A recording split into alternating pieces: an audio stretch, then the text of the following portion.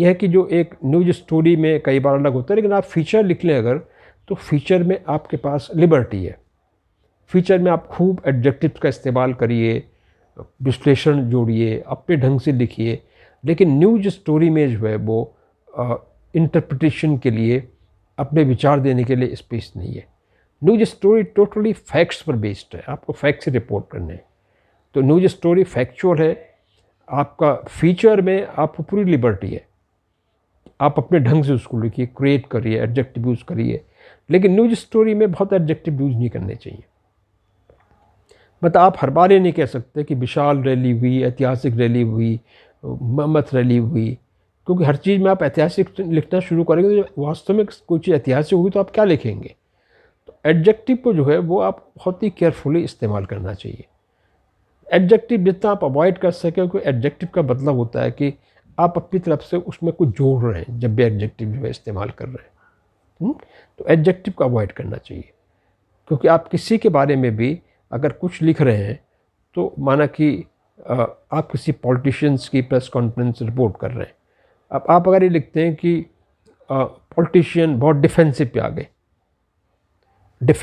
गए, मतलब वो घबरा से गए, जवाब नहीं दे पाए सवालों का, तो जैसे आप लिखते हैं कि डिफेंसिव पे आ गए, एडजेक्टिव है, तो आपको जो है वो इसको केयरफुल यूज़ करना चाहिए कि डिफेंस पे अगर आए हैं तो नथिंग रॉन्ग इन इट, आप एडजेक्टिव इस्तेमाल करिए, लेकिन आपको बहुत केयरफुली एडजेक्टिव इस्तेमाल करने पड़ेंगे। जो मैंने अभी रैली का आपको जवाब दिया ना, आपने कहा कि big rally, huge rally, mammoth rally, historical rally, ये तमाम एडजेक्टिव्स हैं।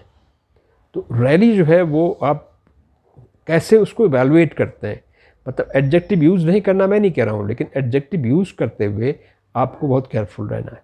तो न्यूज़ बेसिकली बिल्कुल एक फैक्चुअल है। अगर आप फीचर राइटिंग करते हैं तो फीचर राइटिंग एक रियलिटी का क्रिएटिव रिक्रिएशन है, जिसमें आपका एवेन्यूज़ है भाषा के साथ करने का, एडजेक्टिव इस्तेमाल करने का, अपना पर्सपेक्टिव देने का। इसी तरह फिर आर्टिकल होते हैं आपके, फिर एडिटोरियल्स होते हैं। तो ये समझे कि जितनी भी जर्नलिस्टिक राइटिंग्स हैं वो एक कम्बिनेशन है, एक तो फैक्ट है, एक इंटरप्रिटेशन है, एक एनालिसिस है, और एक विचार और ओपिनियन है। तो हमें कह सकते हैं मोटे तौर पे कि जो संपादकीय हैं, जो लेख हैं, जो फीचर्स हैं, उसमें आपके विचार भी होते हैं, लेकिन न्यूज़ आपकी जो है वो फैक्चुअल है। न्यूज़ जो है आपकी स्ट्रेट रिपोर्टिंग है। न्यूज़ रिपोर्टिंग हो सकती है कि एक स्ट्रेट रिपोर्टिंग जिसको हम कहते हैं, इंटरप्रेटिव रिपोर्टिंग भी हो सकती है, एडिटोरियल रिपोर्टिंग भी हो सकती है, जहाँ फैक्ट्स और थोड़ा विचारों का, आपका विश्लेषण का एक कम्बिनेशन है।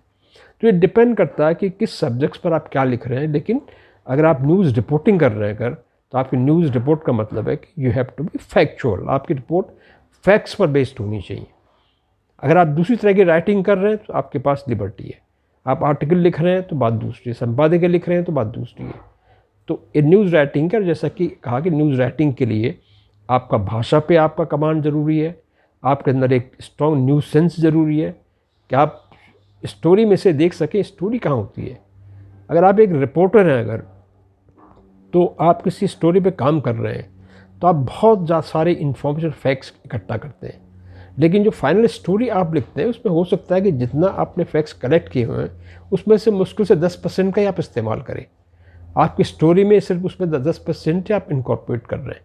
यहाँ पे एक स्ट्रॉन्ग न्यूज़ सेंस चाहिए कि किस बेसिस पर आपने 10% फैक्ट्स को अपनी स्टोरी में इनकॉर्पोरेट किया और किस बेसिस पे आपने 90% को रिजेक्ट किया।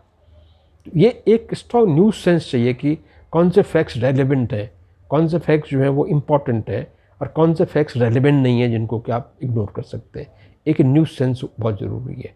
तो आपकी राइटिंग स्किल्स, सब्जेक्ट्स का आपको नॉलेज, और आपका अंदर एक स्ट्रॉन्ग न्यूज़ सेंस होना न्यूज़ राइटिंग के ये बुनियादी सिद्धांत हैं।